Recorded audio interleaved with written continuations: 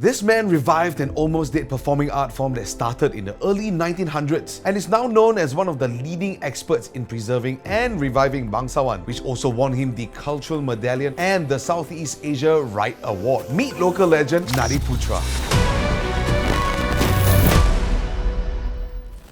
Almahdi Al-Haj Ibrahim, or more widely known as Nadiputra, was schooled at Teluk Kurau Primary School and Bartley Secondary School. It was during his schooling years that his talent for drama was able to shine. Growing up watching films and Malay theatre, he had the opportunity to act for the first time in 1958 in primary school and immediately fell in love with it. In his secondary school days, a 16-year-old Nadiputra was chosen to write a script for the school's drama competition, but had completely forgotten to write the script, so he improvised and winged it, and he won anyway. Nadiputra continued his passion as a playwright even when he was working as a customs officer as a young adult. Eventually, he decided to pursue script writing full-time with the Singapore Broadcast Corporation. He was quickly writing scripts for numerous Malay television dramas in the 80s, including the popular Sandiwara. In the 90s, Nadiputra delved into acting as well as doing voice acting and voiceovers for Malay radio and TV. His involvement in theatre extended beyond script writing, as he was chosen to lead performing arts group Sri Wana as his president from 1978 to 1988.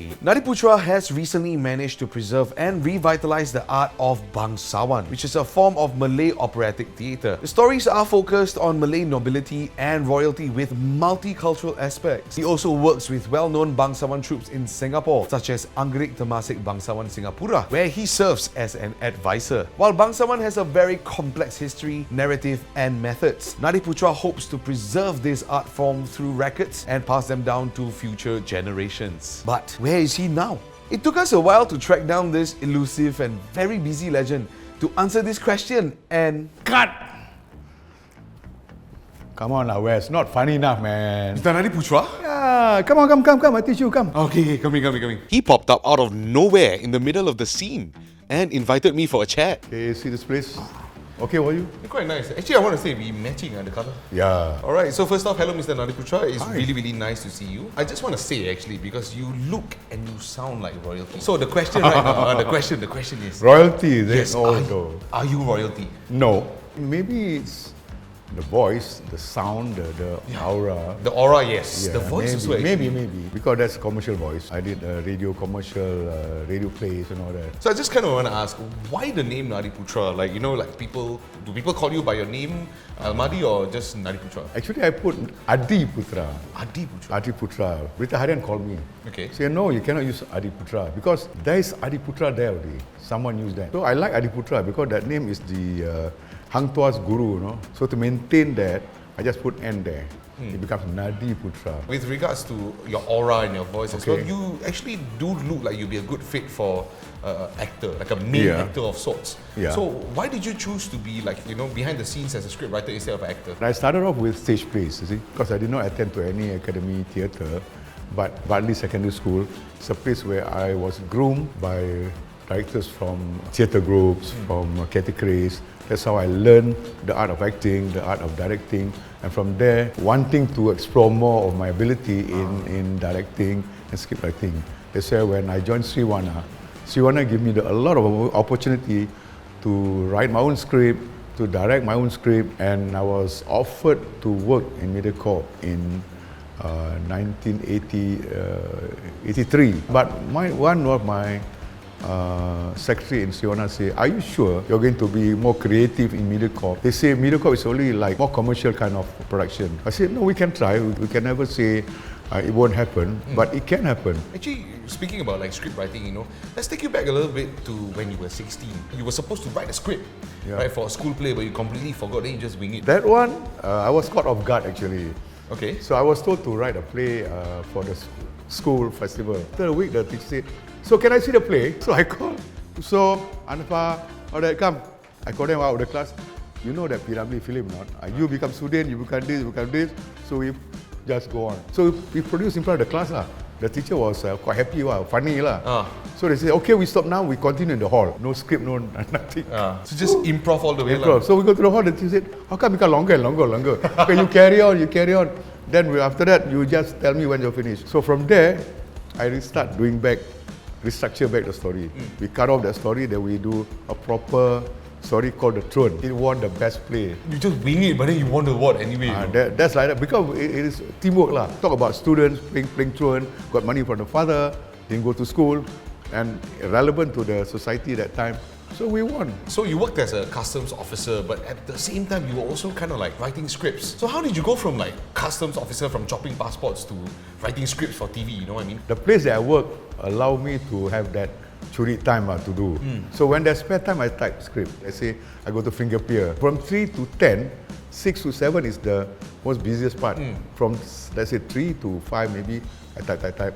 After the Tanjung Pinang people go already, 8 to 10, I even type, and I even have my rehearsal down there. So, of all the things you have done, you know, acting, script writing, and etc., you know, what is the one defining moment that would say is the most memorable to you as Nadiputra? There's no one defining moment because I treat every job as special. Special moment are all happenings in a play that maybe we face hardship. At one time when my secretary of Sriwana passed away, at the moment that we bump in to the studio, into Victoria Theatre. Those who pass away, to me, let it be. Pass away, we cannot do anything. Yeah. Because if I leave that job, definitely no one wants to attend, and the production will be haywire.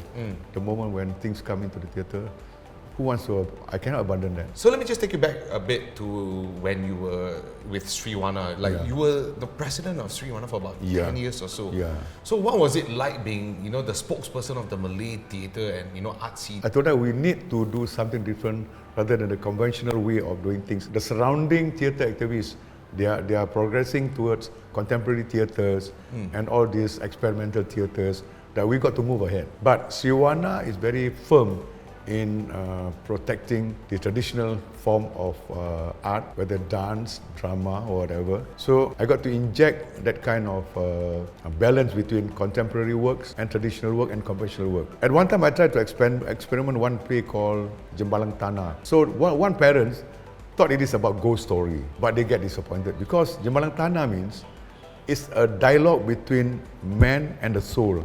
Because that man go operation to become a woman. Okay. The soul talking, why you change me from man to woman? So the soul disagree. It's about that. So the mother thought it's about ghost story. So they still cannot accept that kind of transition in modern plays at that time. So Bangsawan is something that you want to kind of like pass down through the generations. Okay. So can you just share with me a little bit more about what Bangsawan is and what it means to you? The Bangsawan is a very different form when you compare to any theatre or Malay theatre that they are producing, because the language itself, the preservation of the traditional language, the customs, which we cannot find in theatre.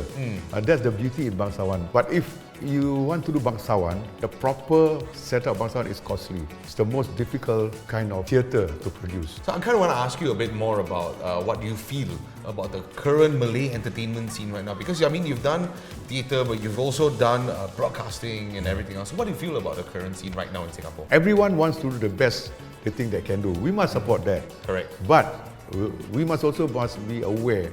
Everyone must work together to find a Singapore identity in theatre or in Bangsawan itself. That's why we hold an academy to inject the younger generation the proper approach to Bangsawan.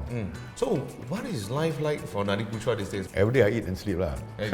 Confirm lah. But work must go on, and I do it because I share with the younger generation. Until now, I still go on for about 15-20 years with the Tampines West Community Club, Theatre 2000. Every Sunday I run the workshop. Every Sunday is my day that I spend from 3 to 10 p.m. for this sort of activities. So let me ask you, do you have any advice to any upcoming entertainers, you know, script writers or even actors out there, maybe if you would like to direct the message? There's always room for improvement. There's always space for you to develop. Be patient in what you do. So don't give up hope, because somewhere out there people will notice you. Hard work, practice makes perfect. And now you know the legend of Nadiputra. His contributions to the Malay arts and theatre scene will withstand the test of time, and future generations will definitely be able to draw inspiration from his works. Let us know your thoughts and who you would like to see featured next in our local legends. Where are they now?